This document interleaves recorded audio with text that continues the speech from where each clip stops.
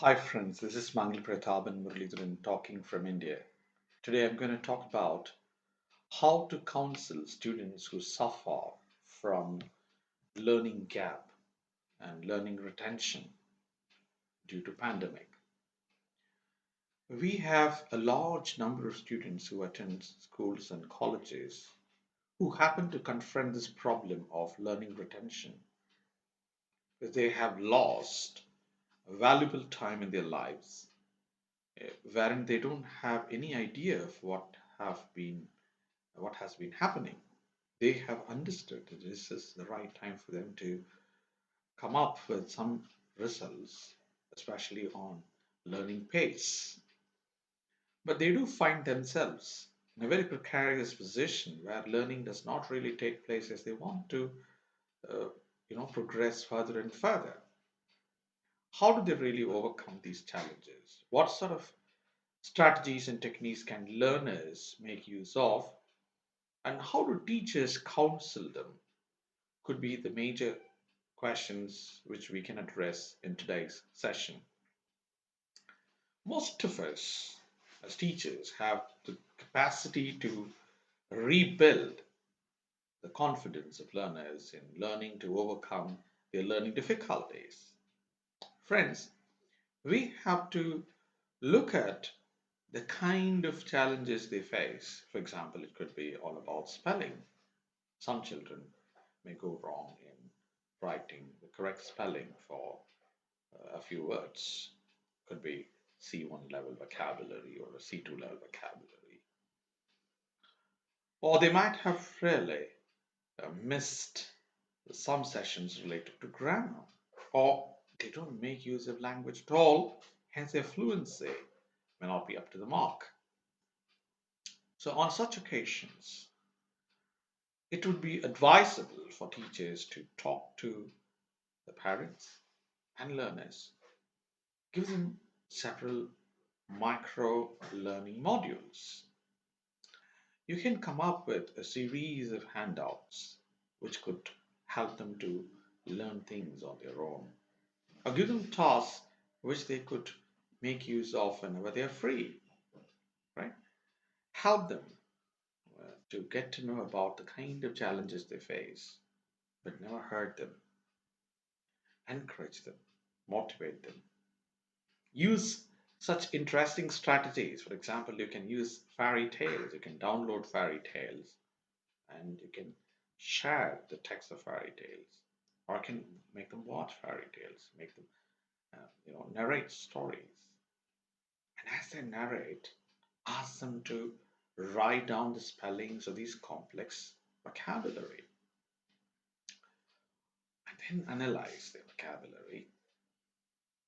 If possible, correct them at the end of the day, and also suggest each of them to come up with similar words. In a way, you are trying to build up their vocabulary without their knowledge as they narrate stories. They'll be very much interested to tell stories about so many new aspects of life. And this is a golden opportunity for you to work on their accent, their narrative tools, and above all, even their body language.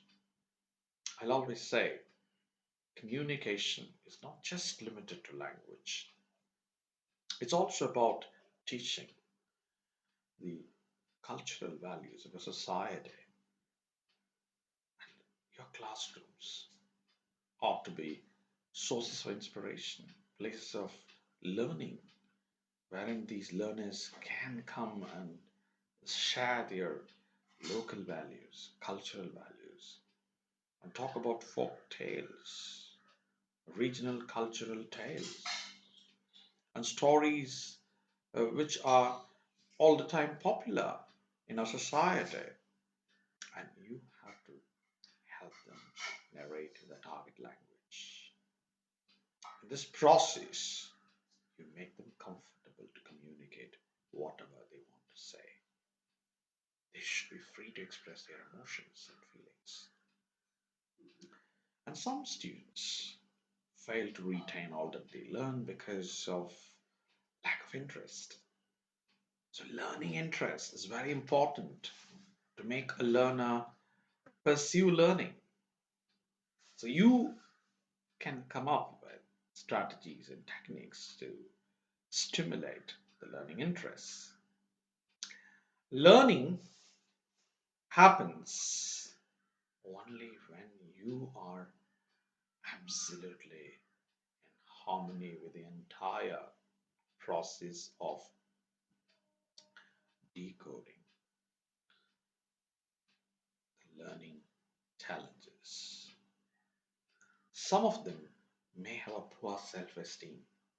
Very recently, I've observed some of my learners and I've found out that a few of them keep saying that they couldn't really um, get to know something, or they find it very difficult to write grammatically correct sentences. And I found out it seems to be a very negative self affirmation which they keep repeating. And I told them, you don't need to. And I asked them to speak. It happened within 2 3 days that they could really create more number of grammatically correct sentences.